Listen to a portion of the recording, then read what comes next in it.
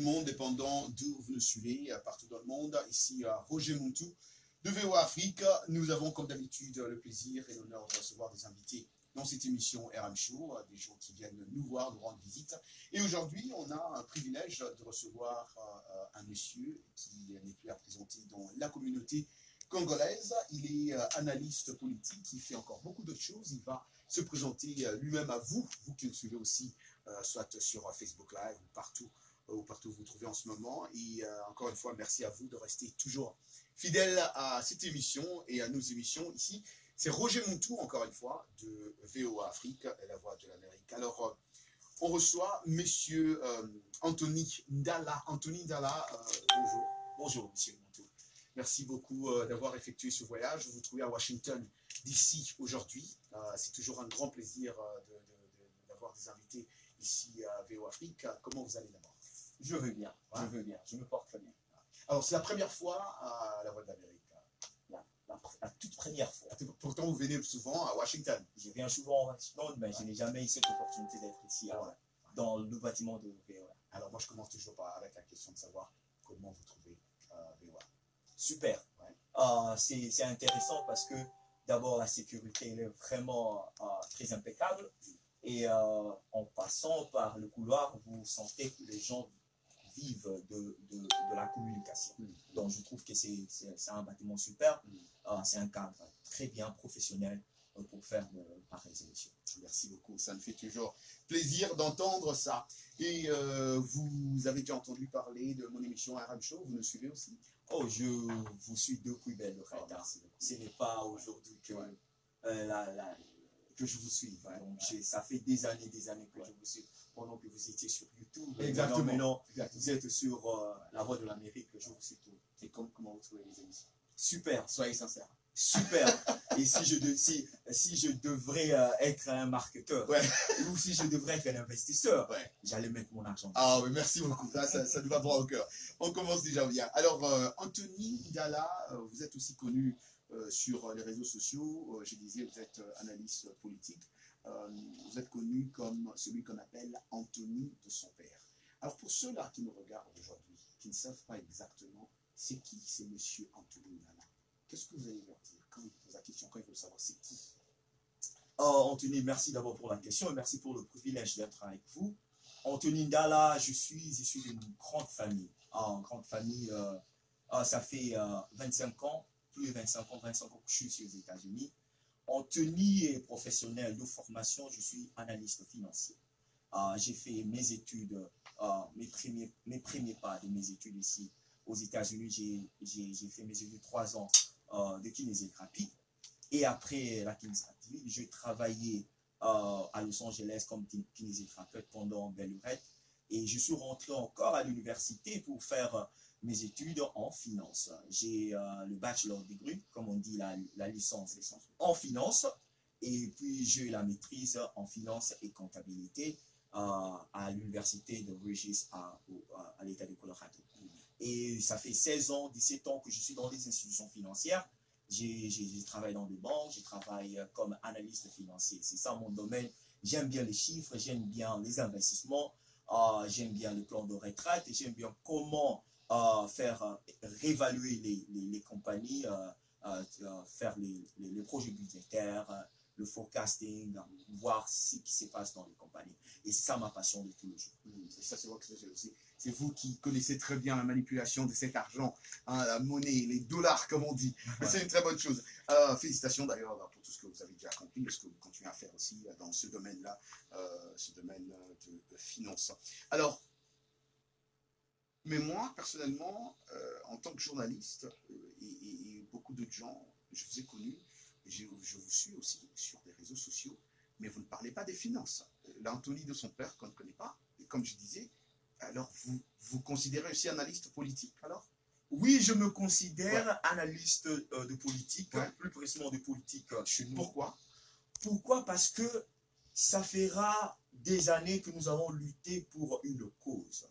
Et on était avec les amis, comme les amis Papi Benjoy, on a lutté ici sur le rue de Washington, réclamer nos droits étant citoyens congolais.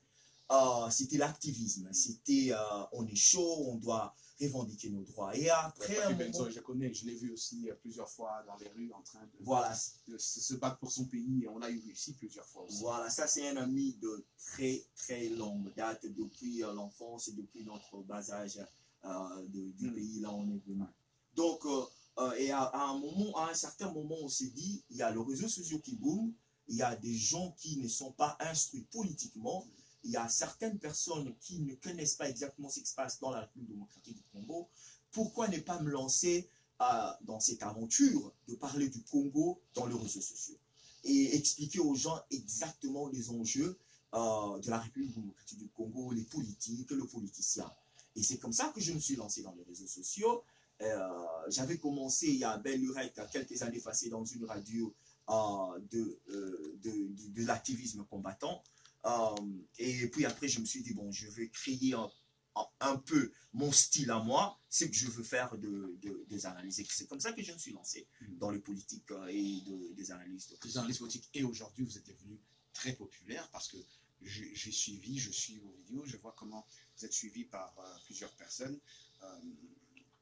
Et comme vous venez de le dire, Anthony, je peux vous appeler seulement Anthony ou Oui, oui, bon. Anthony, ça me va très bien. Anthony, aujourd'hui, vous considérez cet analyste politique-là, et vous savez très bien qu'un analyste politique doit établir des solutions et des politiques stratégiques. Enfin, ça, c'est d'après la définition, des objectifs aussi. Donc, par là, je veux dire, Anthony, quand vous avez un follow-up, comme on dit en anglais, vous avez beaucoup de gens qui vous suivent derrière comme ça, qui se réveillent le matin, qui attendent qu'est-ce que Anthony, de son père, va dire aujourd'hui sur les réseaux sociaux.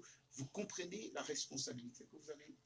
Oui, je comprends la responsabilité parce que, pour dire vrai, en nos jours ici, il y a trop des intox, il y a trop des informations qui circulent par ici, par là. Alors, je me t'ai dit, je devrais être authentique. Authentique parce que le mensonge pourra prendre une vitesse extraordinaire, mais après quelques années, après quelques mois, il y aura toujours la vérité qui va sortir. Alors, je me t'ai dit, je vais être authentique. Je veux dire rien que la vérité, ce que je vois, ce que j'envisage pour mon pays, et je fais souvent des prédictions. Et c'est comme ça que je me suis lancé. Je me rappelle au mois de janvier 2019, pendant qu'on n'avait pas encore publié les résultats des élections, moi, je me suis lancé, je me rappelle, c'était un certain 19 janvier, je suis sorti et j'ai dit aux gens, je crois que c'est M. Félix Tshisekedi qui va remporter les élections et il y a des pourparlers pour seulement annoncer les résultats. Et je me rappelle, ce live-là, il y avait au moins 500 personnes qui me suivaient pendant que j'étais là. Et après, il y avait plus de 20 000 personnes qui ont suivi cela. Donc, c'est comme ça que je me suis lancé. Je me suis dit, je vais être honnête, je vais parler de la vérité. Je ne voudrais pas jeter des intox sur les réseaux sociaux. Rien que la vérité, c'est comme ça. Et j'ai une masse de gens, non seulement que mes analyses sont prédictives, et mes analyses sont authentiques aussi. Authentiques, prédictives. Anthony, vous parlez de la vérité. La vérité selon vous, Anthony, ou la vérité selon qui? La vérité selon le fait. Vous verrez, si vous suivez mes analyses, je n'ai jamais, je ne suis jamais mis dans une position de critiquer avec le mensonge. Je me mets surtout dans la position de critiquer avec une certaine vérité, que moi j'appelle vérité, ce que je vois. Et la vérité, et quand j'avais annoncé que c'est M. Tshisekedi qui avait remporté les élections, c'était en janvier, je me rappelle, comme je l'ai dit, c'est en 19 janvier, tout le monde ne m'a pas cru, mais pour moi c'était la vérité. Et ça s'est avéré après, quelques semaines, après l'annonce des résultats, qu'il était le gagnant des résultats. Donc c'est ma vérité, ça ne pourra pas être la vérité pour une autre personne. Pour moi, c'était la vérité. Pour vous, c'est la vérité, vous avez prédit, et c'est ce qui est arrivé. Voilà. Alors, on va revenir là-dessus, Anthony, parce qu'avec le temps, parlons un peu de l'actualité dans votre pays, la RDC, parce que vous avez aussi parlé de Félix Tshisekedi. Alors, parlons de virus Ebola d'abord, qui gangrène déjà, qui se vit à l'est de la République démocratique du Congo, où deux traitements prometteurs contre le virus Ebola. Des membres de l'équipe d'appui médical militaire à la lutte contre le virus Ebola du département de la Défense des États-Unis, suivi une formation spéciale au Centre médical militaire de San Antonio. Donc les scientifiques peuvent maintenant caresser, on doit le dire, l'espoir d'un remède au virus Ebola, 2 médicaments ayant augmenté déjà le taux de survie de patients dans le cadre d'un essai clinique en République démocratique du Congo. On a annoncé d'ailleurs lundi les autorités sanitaires américaines qui ont cofinancé ce projet ou cette étude. Mais entre-temps, dans votre pays d'origine, la RDC, il y a encore des Congolais qui doutent de ce virus-là. Qu'est-ce que vous, en tant qu'analyste, dites sur ça? Vous savez, en 1995, ces virus étaient déjà apparus. On parlait de virus d'Ebola depuis dans les années 95, mais on ne savait pas exactement c'était quoi. Et après des années, il se manifeste que, bon, voilà, les virus existent, ça tue dans la région de Bandundu, ça tue maintenant ça tue dans l'est de la République démocratique du Congo. Moi, je dirais que c'est un virus qui existe. C'est pas pour rien que le président de la République a mandaté le docteur Mouyembe pour aller, parce que c'est lui le pathologiste, c'est lui qu'on a, c'est un monsieur grand qui connaît les virus, qui a fait des études et qui est capable de maintenir la situation. Donc, pour ceux qui disent que ces virus n'existent pas, bon, je ne sais pas s'ils sont vraiment congolais ou ils ne sont pas congolais, ils vivent dans quel pays. Donc, moi, je dis que le virus existe.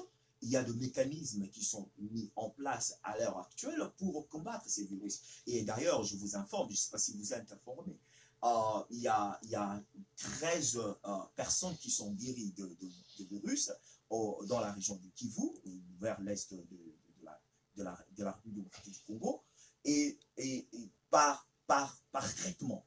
Donc, si quelqu'un n'a pas le virus plutôt, et il n'est pas traité, il ne sera pas guéri. Les gens qui ont eu cette maladie, qui ont été contactés par ces virus, ont reçu du traitement et ils sont guéris. Et je crois que l'élan est là, et je crois qu'on va combattre ces virus, parce qu'il y a des gens comme Moïse Katumbi, il y a certaines personnes qui ont mis la main dans la pâte pour combattre ces virus. Je crois qu'on y arrive. Alors voilà, les autorités américaines, en tout cas, ont aussi ajouté que l'analyse définitive des données récoltées serait réalisée fin septembre ou début octobre, et que le résultat complet serait ensuite publié. Nous allons continuer à suivre ça ici sur VO Afrique. Alors revenons un peu aussi, toujours en parlant de cette actualité. On sait qu'en République démocratique du Congo, le Premier ministre Ilunga avait entamé déjà depuis mercredi passé des consultations formelles en vue de la formation d'un gouvernement. Et donc c'était le 7 août, ils avaient commencé ça, et maintenant finalement on a appris qu'il y a la liste et qu'il est en train de remettre la liste du côté de FCC et aussi du côté de Cash. Où en sommes-nous d'après vous en analyse politique? Comment vous comprenez cela? Où en sommes-nous avec ces noms-là? Il y a de pourparlers. La raison pour laquelle je dis toujours aux gens, quand j'explique aux gens pendant mes lives, je dis on a une constitution.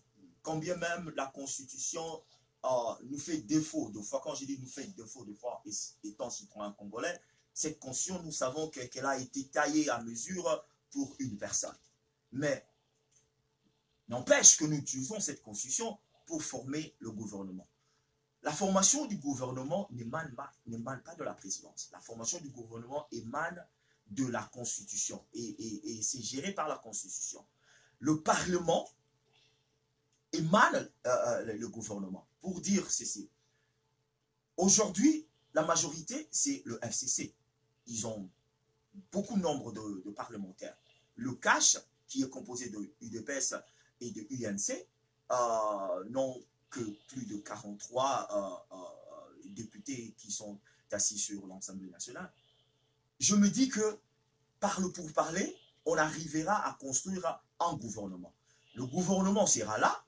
Ce sont les têtes que certaines personnes refusent de voir dans le gouvernement. Raison pour laquelle il y a des critères pour former ces gouvernements.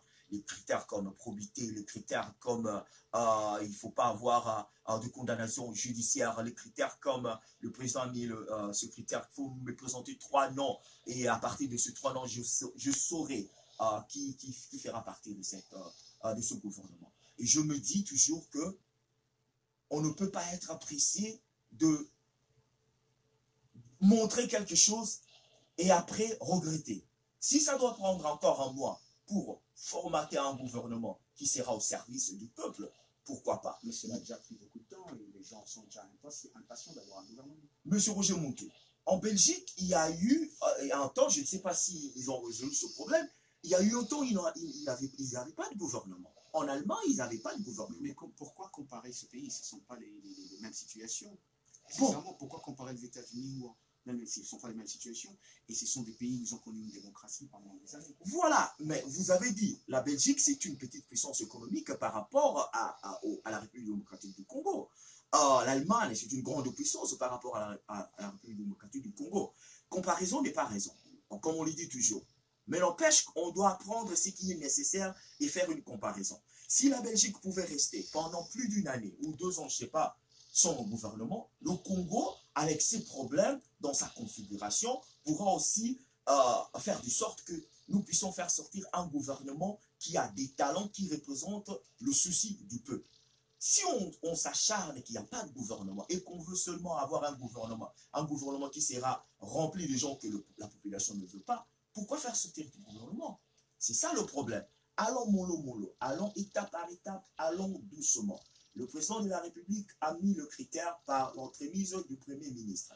Et selon ces critères, ce gouvernement sera formé. Si vous ne remplissez pas ce critère, vous n'allez pas faire partie. Vous n'allez pas faire partie de ce gouvernement, mais Anthony, les gens se disent, le président et sa formation Cap pour le changement n'a pas assez de ministres. Est-ce que le président aura un mot fort? Parce que les gens se disent, ben, il n'a pas assez de ministres. Donc le gouvernement, en majorité, c'est le Front commun pour le Congo, FCC. Donc c'est eux, en quelque sorte, qui ont le pouvoir. C'est ce que les gens disent. Les gens disent, ouais, mais les gens ne savent pas faire la réalité de fait.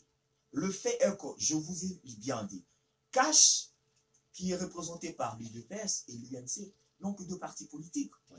Comparé à ces plateformes politiques de FCC qui avait plus de 300 partis politiques, mais comme Bahati Lukwebo s'est retiré, leur représentation c'est dans les plus de 250. Mais ils font tous partie de FCC. Ils font tous partie de FCC. Ouais. Techniquement, Bahati non, mais ils font tous partie de FCC. Même si FCC, c'est tout à fait normal que FCC puisse se retrouver avec beaucoup plus de ministres, mais il ne faut pas sous-estimer le pourparler, parce que dans le politique, il faut savoir écouter, il faut savoir négocier, il faut savoir faire des concessions. Et là, je vous dis que Cash a fait un très bon coup, il a joué un très bon coup. Mais vous n'avez toujours pas répondu à ma question. Est-ce que le président Anthony, le président Félix Tshisekedi, aura un mot à dire à ce gouvernement-là? Mais la Constitution dit quoi? Le président de la République est le garant des institutions.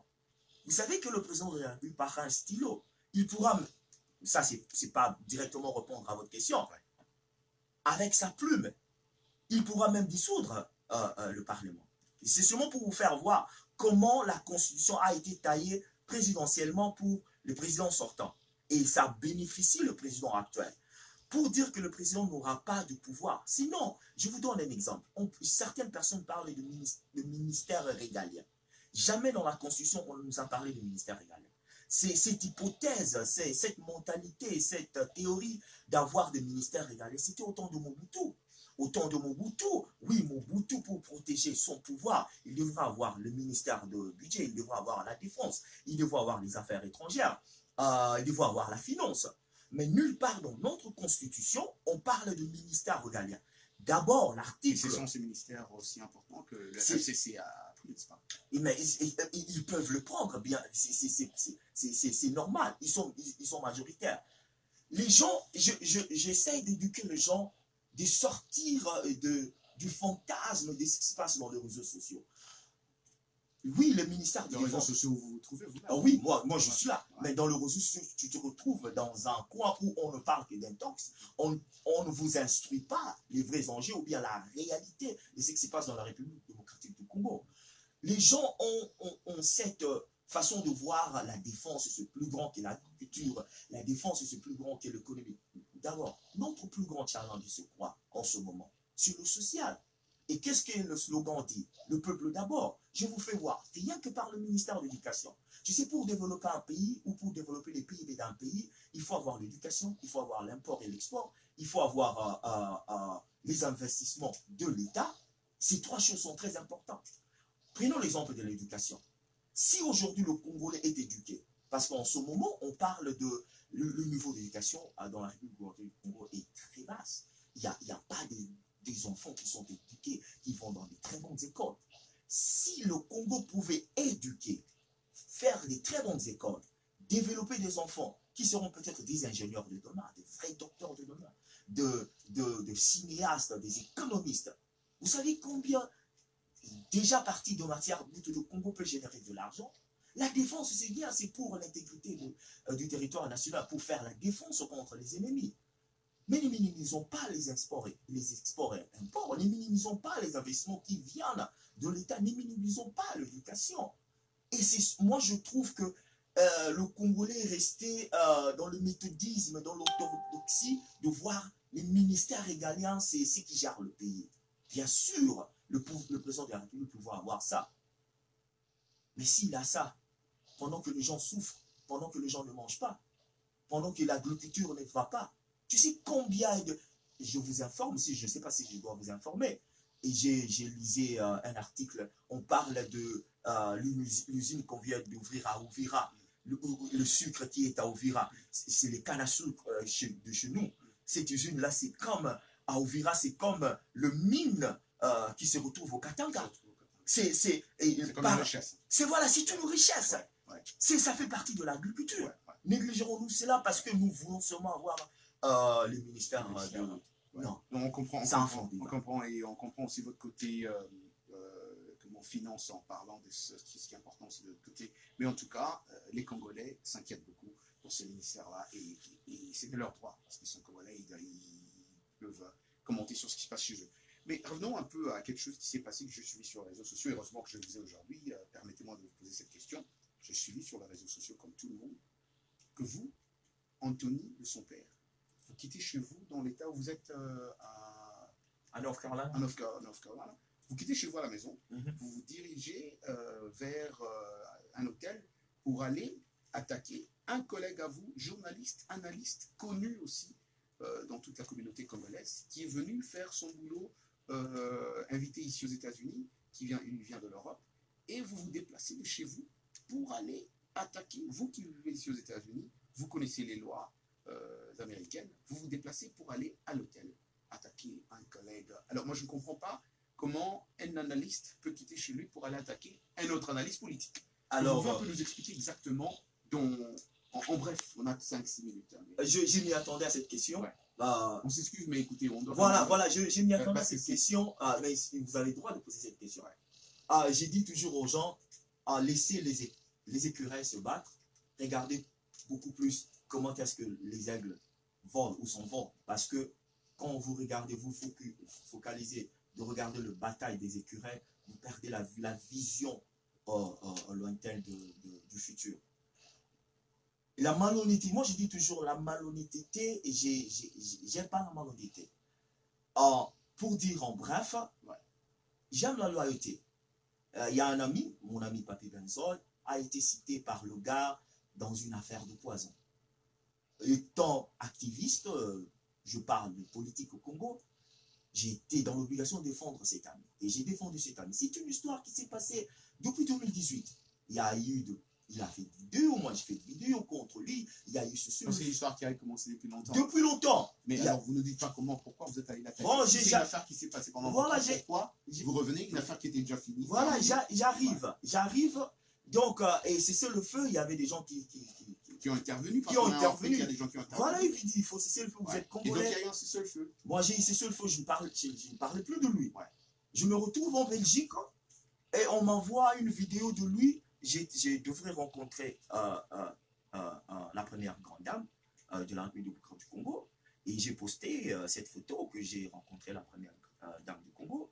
Et le lendemain, le monsieur fait une vidéo commençant à critiquant parce qu'il rencontre la première dame, il n'a pas de connexion, moi je connais le président et tout. Et d'abord je vais aller à Charlotte et il a utilisé un terme en lingala, il a cité mon frère. Tokosila Nanaï a dit son frère. Quand elle a dit ça, j'essaie de comprendre, Anthony. Aidez-moi ici.